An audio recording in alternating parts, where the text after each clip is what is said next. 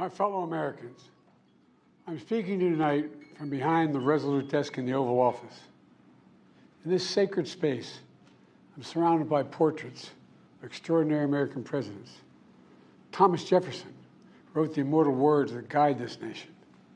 George Washington, who showed us presidents are not kings. Abraham Lincoln, who implored us to reject malice. Franklin Roosevelt, who inspired us to reject fear.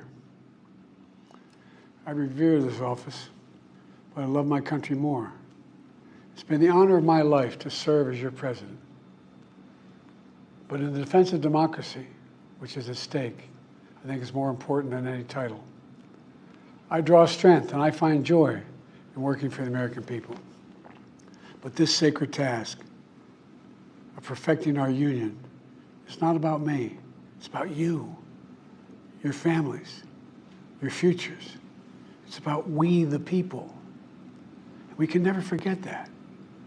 And I never have. I've made it clear that I believe America is at an inflection point. One of those rare moments in history when the decisions we make now will determine our fate of our nation and the world for decades to come. America's going to have to choose between moving forward or backward, between hope and hate, between unity and division. We have to decide, do we still believe in honesty, decency, respect, freedom, justice, and democracy? In this moment, we can see those we disagree with not as enemies, but as fellow Americans. Can we do that? Does character in public life still matter? I believe I know the answer to these questions because I know you, the American people. And I know this: we are a great nation because we are good people. When you elected me to this office, I promised to always level with you, to tell you the truth. And the truth, the sacred cause of this country, is larger than any one of us. And those of us who cherish that cause, cherish it so much, a cause of American democracy itself, must unite to protect it. You know, in recent weeks, it's become clear to me that I need to unite my party in this critical endeavor. I believe my record as president, my leadership in the world, my vision for America's future, all merited a second term. But nothing can come in the way of saving our democracy. That includes personal ambition. So I've decided the best way forward is to pass the torch to a new generation. That's the best way to unite our nation. You know, there is a time and a place for long years of experience in public life. But there's also a time and a place for new voices, fresh voices, yes, younger voices.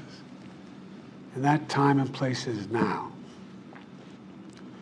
Over the next 6 months, I'll be focused on doing my job as president. That means I'll continue to lower costs for hardworking families, grow our economy. I'll keep defending our personal freedoms and our civil rights, from the right to vote to the right to choose. I'll keep calling out hate and extremism. Make it clear there is no place in America for political violence or any violence ever, period. I'm going to keep speaking out to protect our kids from gun violence, our planet from climate crisis that is the existential threat. And I will keep fighting for my cancer moonshot so we can end cancer as we know it, because we can do it. And I'm going to call for Supreme Court reform because this is critical to our democracy, Supreme Court reform. You know, I will keep working to ensure America remains strong and secure and the leader of the free world. I'm the first president in this century to report to the American people that the United States is not at war anywhere in the world. We'll keep rallying a coalition of proud nations to stop Putin from taking over Ukraine and doing more damage. We'll keep NATO stronger, and I'll make it more powerful and more united than any time in all of our history. I'll keep doing the same for our allies in the Pacific. You know, when I came to office, the conventional wisdom was that China would inevitably surpass the United States. That's not the case anymore. And I'm going to keep working to end the war in Gaza, bring home all the hostages, and bring peace and security to the Middle East and end this war. We're also working around the clock to bring home Americans being unjustly detained all around the world. You know, we've come so far since my inauguration. On that day, I told you, as I stood in that winter, we stood in a winter of peril and a winter of possibilities. Peril and possibilities. We were in the grip of the worst pandemic in a century. The worst economic crisis since the Great Depression. The worst attack on our democracy since the Civil War. But we came together as Americans, and we got through it. We emerged stronger, more prosperous, and more secure. Today we have the strongest economy in the world, creating nearly 16 million new jobs, a record. Wages are up. Inflation continues to come down. The racial wealth gap is the lowest it's been in 20 years. We're literally rebuilding our entire nation, urban, suburban, rural, and tribal communities. Manufacturing has come back to America. We're leading the world again in chips and science and innovation. We finally beat Big Pharma after all these years to lower the cost of prescription drugs for seniors. And I'm going to keep fighting to make sure we lower the cost for everyone, not just seniors. More people have health care today in America than ever before. And I signed one of the most significant laws helping millions of veterans and their families who are exposed to toxic materials. You know, the most significant climate law ever in the history of the world. The first major gun safety law in 30 years. And today, the violent crime rate is at a 50-year low. We're also securing our border. Border crossings are lower today than when the previous administration left office. I've kept my commitment to appoint the first black woman to the Supreme Court of the United States of America. I also kept my commitment to have an administration that looks like America and be a president for all Americans. That's what I've done. I ran for president 4 years ago because I believed and still do that the soul of America was at stake. The very nature of who we are was at stake. And that's still the case. America's an idea. An idea stronger than any army, bigger than any ocean, more powerful than any dictator or tyrant. It's the most powerful idea in the history of the world. That idea is that we hold these truths to be self-evident. We're all created equal, endowed by our Creator with certain inalienable rights: life, liberty, pursuit of happiness. We've never fully lived up to it, to this sacred idea, but we've never walked away from it either. And I do not believe the American people will walk away from it now. In just a few months, the American people will choose the course of America's future. I made my choice. I've made my views known. I would like to thank our great Vice President, Kamala Harris. She's experienced, she's tough, she's capable.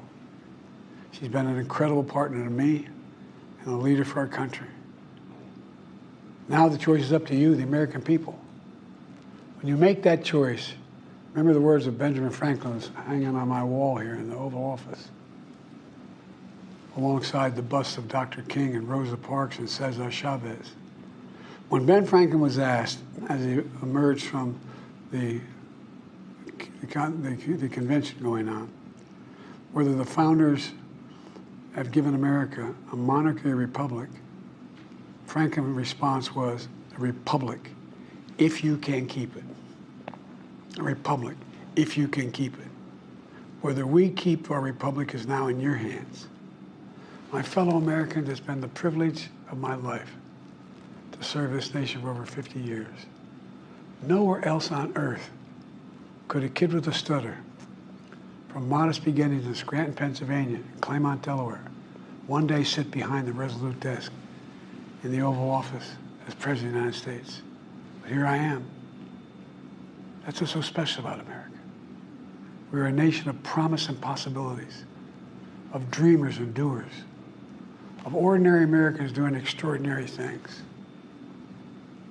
I've given my heart and my soul to our nation, like so many others.